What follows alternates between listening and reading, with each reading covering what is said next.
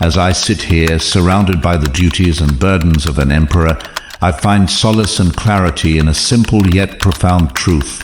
Focus on what you can control. Marcus Aurelius. Consider the vast array of events that unfold around us daily. Some are within our grasp, while others lie far beyond our reach. It is essential to discern the difference between the two. By understanding this, we can free ourselves from the unnecessary chains of worry and anxiety. Reflect on this. What truly lies within our control? Our thoughts, intentions, and actions, these are the domains where we hold true power. No one can dictate our inner responses or the principles we choose to live by. These are our own, forged by our will and reason. Contrast this with the external world, the actions of others, the outcome of events, the passage of time. These are the elements we must accept with equanimity, for they are not ours to command.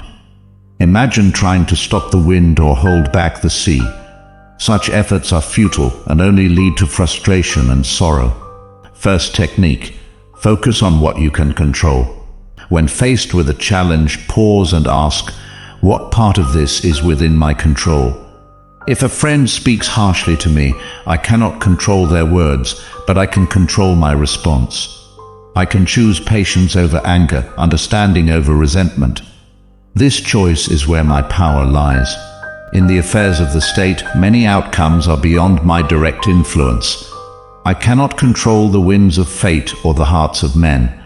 However, I can control how I govern, the justice I uphold, the decisions I make based on reason and virtue. By focusing on these, I ensure that my actions are aligned with the greater good, regardless of the eventual outcome. Embracing this principle requires practice and mindfulness. Each day, I remind myself to focus on my own actions and reactions. This practice strengthens my inner fortitude and shields me from the tempest of external events. It is not a surrender, but a strategic retreat into the realm where I wield true influence. Think of it as tending to your own garden. You cannot control the weather, but you can choose what to plant, how to nurture it, and when to harvest. By focusing on your garden, you create a space of order and beauty amidst the chaos of the natural world. The gift of acceptance. Acceptance is not passive resignation, but an active engagement with reality. By accepting what we cannot control, we free ourselves from the torment of constant striving and unfulfilled desires. We learn to appreciate life as it unfolds, finding peace in the present moment. Imagine a sailor navigating a storm. He cannot calm the seas or change the wind, but he can steer his ship with skill and courage. In doing so, he finds his way through the tempest, not by fighting the elements, but by working with them. Second technique: the wisdom of letting go. To truly embrace this Stoic wisdom, we must also learn to let go. Let go of the need to control others, the need for approval, the fear of the unknown. Letting go is an act of liberation, a return to our true selves, unburdened by external constraints. In my own life, I have faced countless uncertainties and adversities. Each time I remind myself to let go of what I cannot control and focus on what I can: my thoughts, my actions, my adherence to virtue. This focus grants me clarity and strength, enabling me to navigate even the most turbulent times. A personal reflection. Let me share a Marcus Aurelius reflection about his personal experience. During times of great turmoil, when the weight of the empire feels overwhelming, he retreats to this simple truth. He focuses on governing with wisdom and justice, knowing that the ultimate outcome is beyond my control.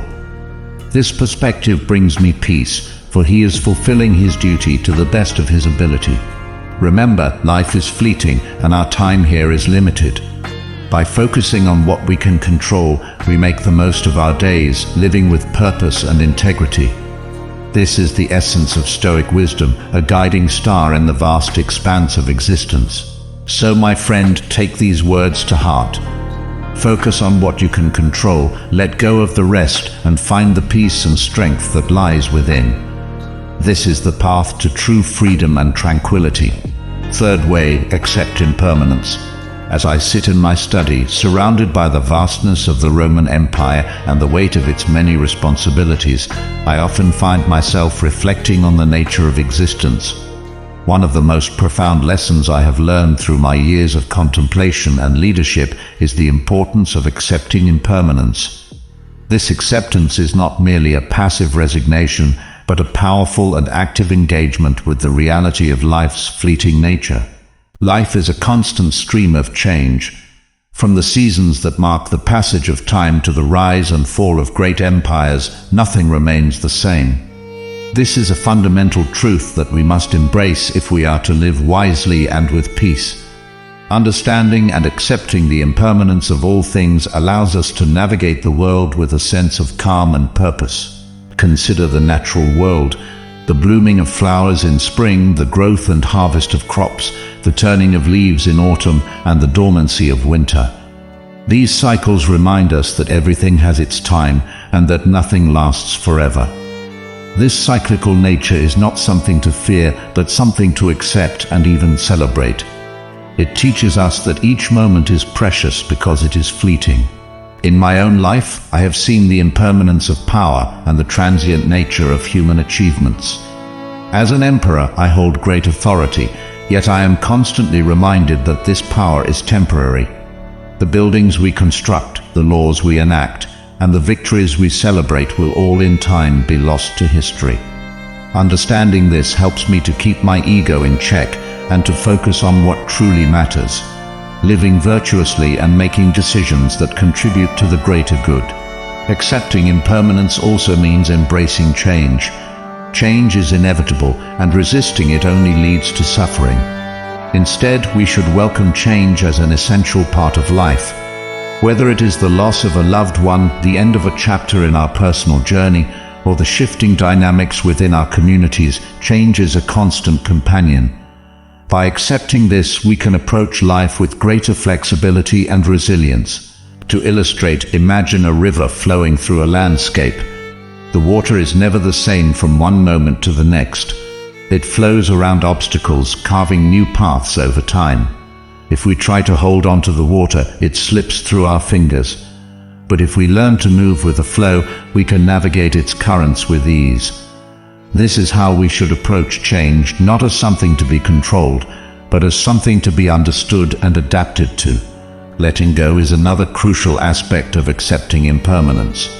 We often cling to people, possessions, and past experiences, hoping to hold on to what brings us comfort and joy. However, this attachment can lead to suffering when the inevitable changes occur. Letting go does not mean we become indifferent or detached in a cold sense. Rather, it means we acknowledge the transient nature of these things and cherish them while they are present, without becoming overly attached.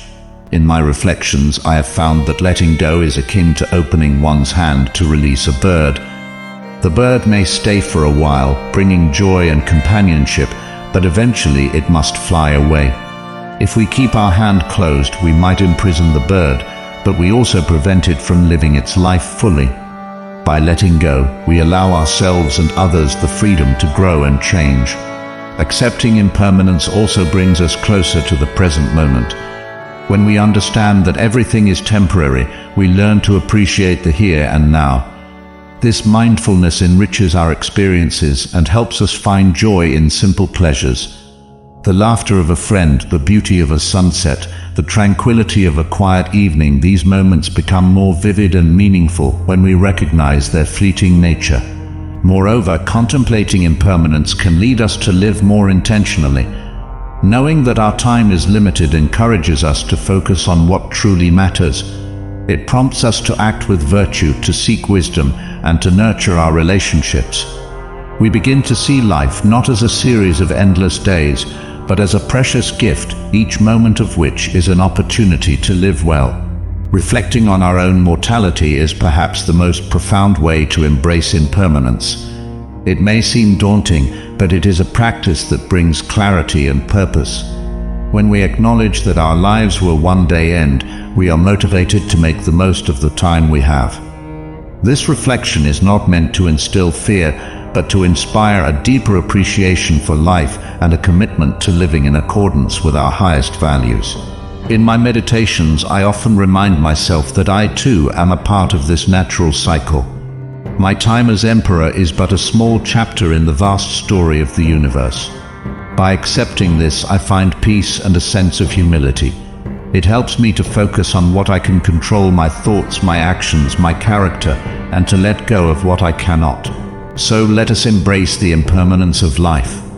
Let us welcome change, let go of attachments, and live fully in the present moment. By doing so, we align ourselves with the natural order of the universe and find a deeper sense of peace and purpose. This is the path to true wisdom and serenity, a path that leads us to live each day with gratitude and grace. Fourth way, live in accordance with nature. Living in accordance with nature is a principle that, when embraced fully, leads to a life of harmony, peace, and virtue. For the Stoics, this means understanding and aligning oneself with the natural order of the universe, as well as recognizing our place within it. As I, Marcus Aurelius, have often reflected in my meditations, this concept is not merely about the natural world around us, but also about our own internal nature and the rational order that governs the cosmos. To live in accordance with nature, one must first understand what nature truly encompasses. It is not just the physical world of trees, rivers, and mountains, but also the fundamental laws and rational structure that underpin the universe.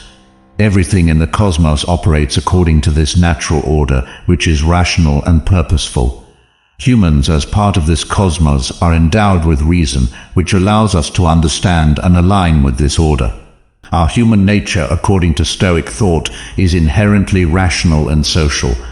We are endowed with the capacity for reason, which sets us apart from other creatures and enables us to discern the natural order and live in harmony with it.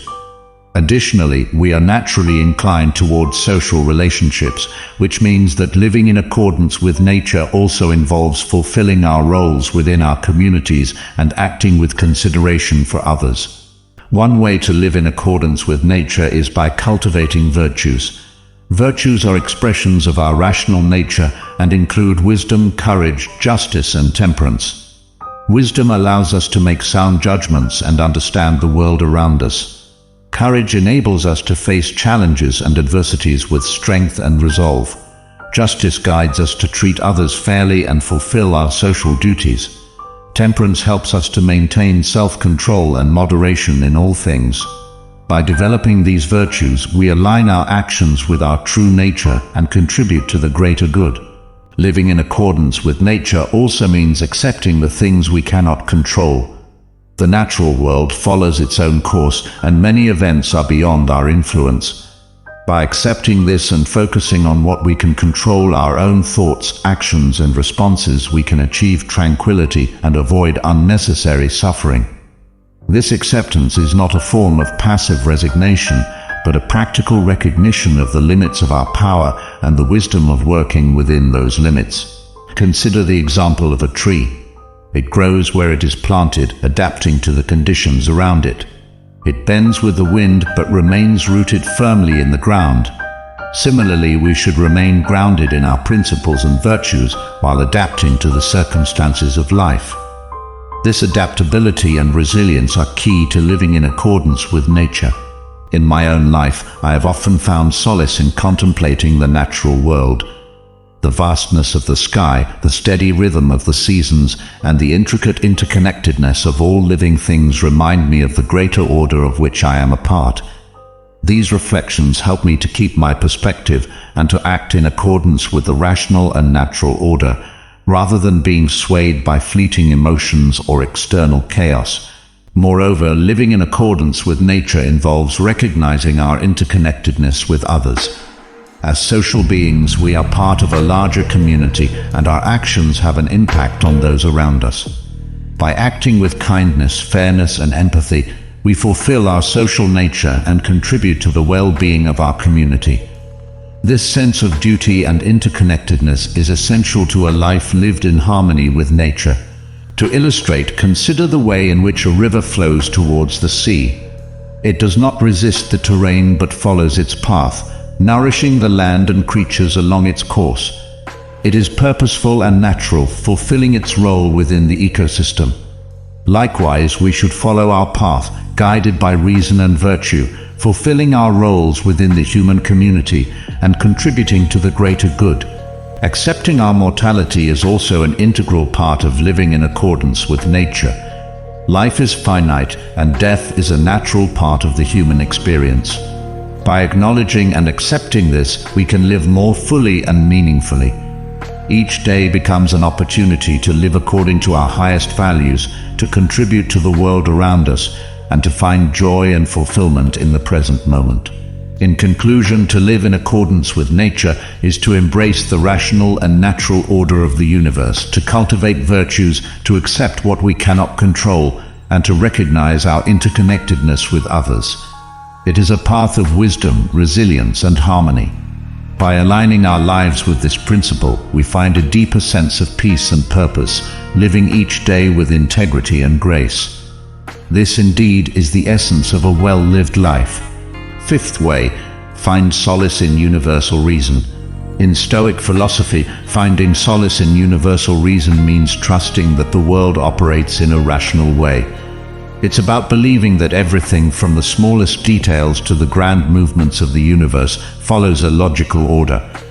This belief helps us see life's challenges as part of a bigger picture, where there's a purpose behind events, even when they seem difficult or unfair. When we face tough times, whether personal struggles or larger societal issues, believing in universal reason gives us reassurance. Instead of feeling overwhelmed or lost, we can find peace in knowing that things happen for a reason, and that we can learn and grow from every experience. This belief also encourages us to stay calm and resilient in tough situations. It doesn't mean ignoring our emotions, but rather looking at problems with a clear and thoughtful mindset. For example, when I was emperor, trusting in universal reason helped me make decisions that aimed for the greater good, even in challenging times. Living by this principle also inspires us to pursue virtues like wisdom, fairness, courage, and self-control. These virtues aren't just good habits, they reflect our alignment with the natural order of the universe. By practicing them, we not only improve our own lives, but also contribute positively to our communities. Moreover, trusting in universal reason reminds us of our connection to everyone and everything around us. It encourages empathy and humility, recognizing that we're all part of a larger whole. This perspective helps us treat others with kindness and respect, knowing that we share a common humanity. In essence, finding solace in universal reason is about embracing a belief that life has a deeper meaning and order.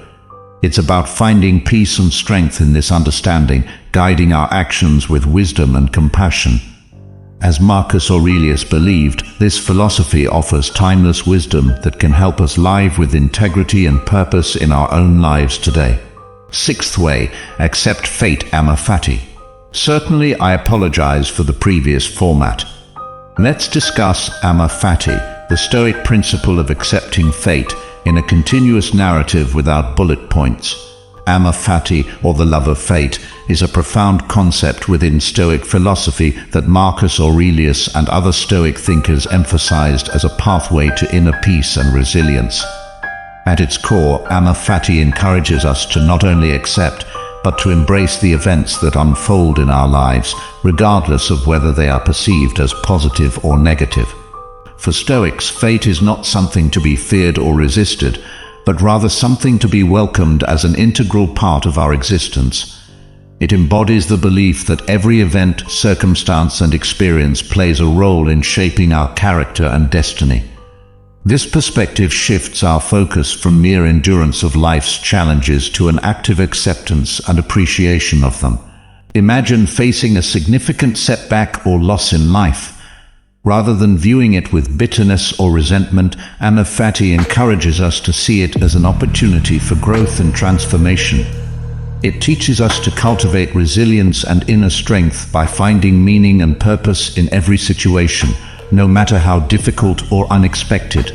Marcus Aurelius, in his reflections as a philosopher and emperor, often contemplated the fleeting nature of life and the inevitability of change. He understood that resistance to fate only leads to suffering, whereas acceptance brings peace of mind and clarity of purpose. By embracing Amor Fati, he encouraged himself and others to align their actions with the natural flow of events, trusting that each moment contributes to a larger and meaningful narrative. Moreover, Amor Fati teaches us to live in the present moment and appreciate the here and now. It reminds us that the past is beyond our control and the future is uncertain, but we have the power to choose how we respond to what unfolds in our lives. This mindset fosters a sense of empowerment and agency, allowing us to focus on what is within our control, our thoughts, actions, and attitudes.